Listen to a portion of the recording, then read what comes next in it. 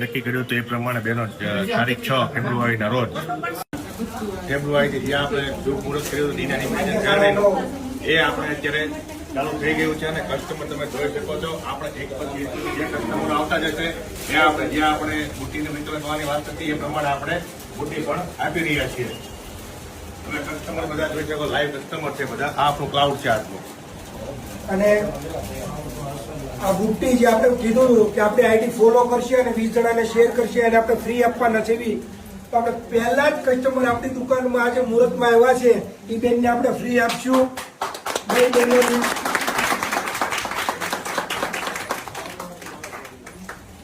અને બેન આ ફ્રી આપી તમને બુટ્ટી ઈ કેવી છે, આનું કલેક્શન કેવું છે?